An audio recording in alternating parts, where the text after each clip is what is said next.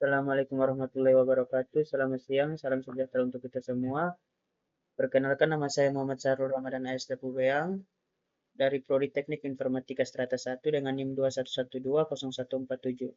Sini saya akan melakukan perbaikan tugas etika profesi dengan judulnya kejahatan di bidang keuangan perusahaan. Kita masuk pada yang pertama, yaitu beberapa kasus kejahatan finansial. Yang pertama ada kasus pembobolan rekening Bank BNI melalui rekayasa sosial atau social engineering. Kasus yang kedua yaitu kasus penipuan investasi memiles oleh PT CAM and CAM. Yang ketiga ada kasus serangan ransomware pada perusahaan Pertamina dan BUMN lainnya. Kita masuk pada kasus pembobolan rekening Bank BNI melalui rekayasa sosial. Rekayasa sosial ini merupakan teknik manipulasi psikologis yang digunakan pelaku untuk mendapatkan informasi atau akses dari korban tanpa sepengetahuannya. Dalam konteks ini, pelaku seringkali menggunakan teknik rekayasa sosial untuk memperoleh informasi pribadi, seperti kata sandi atau nomor rekening, dengan tujuan mengakses dan menguras dana di dalam rekening bank korban.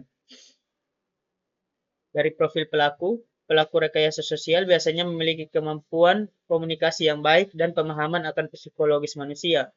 Mereka sering beroperasi dalam jaringan, baik di dalam negeri maupun lintas negara, sehingga sulit dilacak. Selain itu, beberapa kasus juga melibatkan insiden atau orang dalam yang memiliki akses terhadap data nasabah. Ada pula dampak pada individu, kelompok, dan negara. Dampak dari individu yaitu korban dapat kehilangan tabungan atau aset yang tersimpan di bank. Selain kerugian finansial, dampaknya juga bisa berupa stres dan trauma, terutama jika tabungan tersebut sangat penting bagi keberlangsungan hidup korban. Dari dampak untuk kelompok, keluarga atau kelompok bisnis juga terpengaruh oleh tindakan ini, dapat mengalami gangguan finansial. Jika anggota kelompok mengalami pembobolan rekening, ini bisa berdampak pada stabilitas keuangan kelompok tersebut. Yang selanjutnya ada dampak pada negara. Secara makro, kasus seperti ini dapat menurunkan kepercayaan masyarakat terhadap sistem perbankan nasional. Negara juga mungkin menghadapi tantangan hukum dan keamanan cyber untuk mengatasi modus seperti ini, serta harus mengalokasikan sumber daya untuk meningkatkan perlindungan konsumen. Kita masuk pada kasus penipuan investasi memiles oleh PT CAM and CAM. Dari sosial media dan dampak modusnya.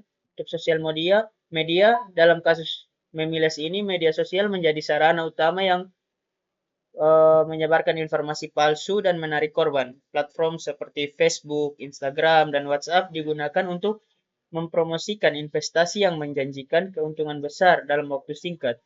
Pelaku memanfaatkan media sosial untuk menciptakan citra yang meyakinkan, mempengaruhi banyak orang dengan penawaran yang tampak menguntungkan. Dampak dari modus operandi ini memanfaatkan kepercayaan pengguna internet terhadap informasi yang disebarluaskan secara luas melalui media sosial. Hal ini seringkali membuat korban tidak memeriksa informasi, sehingga mudah jatuh dalam jebakan penipuan. Modus ini juga memanfaatkan kelemahan dalam sistem pengawasan digital, di mana informasi yang merugikan dapat tersebar dengan cepat tanpa verifikasi yang memadai. Dari profil pelaku dalam kasus ini adalah individu atau kelompok yang menjalankan investasi bodong. Dia menggunakan platform digital untuk menarik korban. Mereka berperan dalam menciptakan aplikasi atau sistem yang tampak sah, serta menyebarkan informasi tentang investasi melalui sosial media.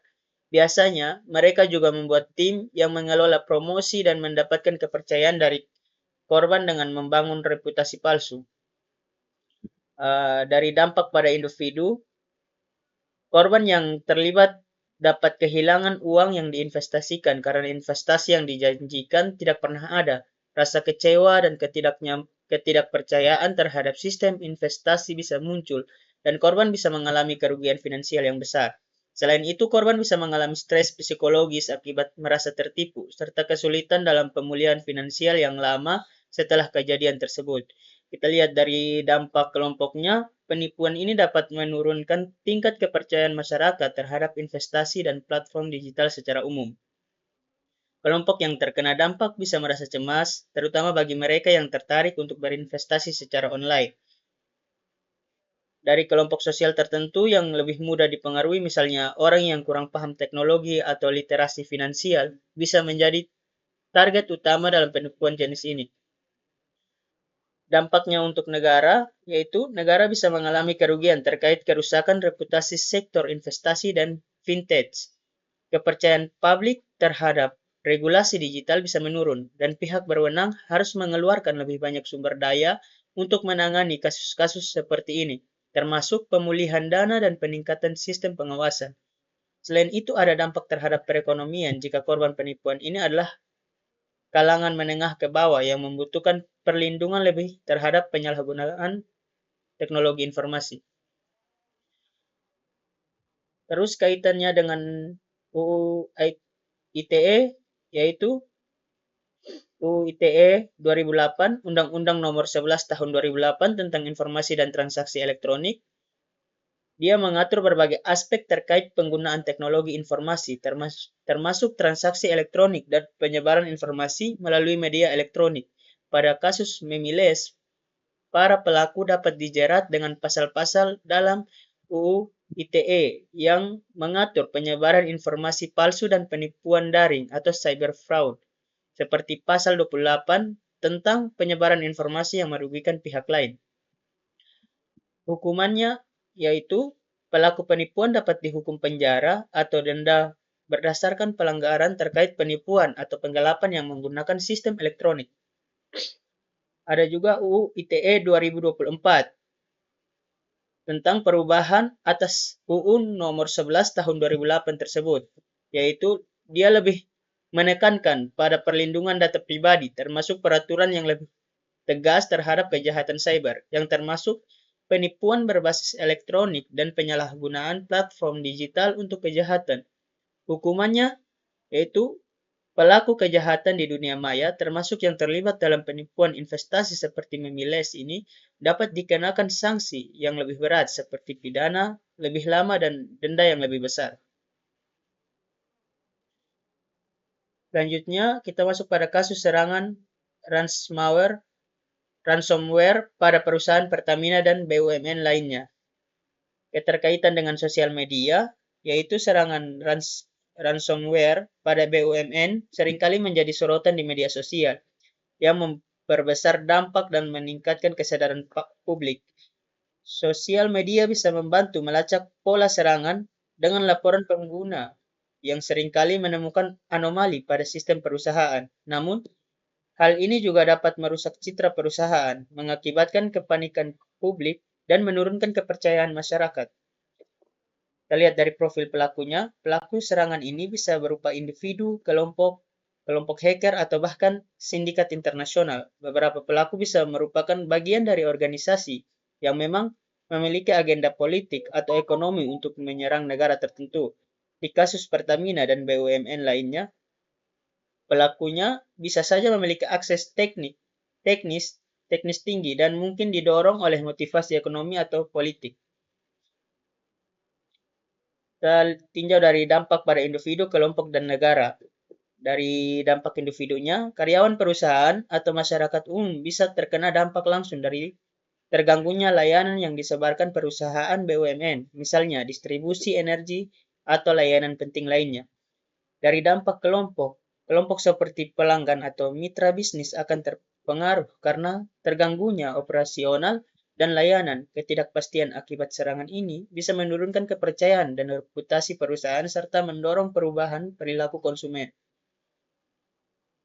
Dari dampak negara sendiri, serangan ransomware ini pada BUMN berdampak signifikan pada keamanan nasional, kerugian finansial yang dialami negara, gangguan terhadap layanan publik, serta meningkatnya biaya perlindungan cyber dapat mempengaruhi ekonomi nasional dan menciptakan instabilitas.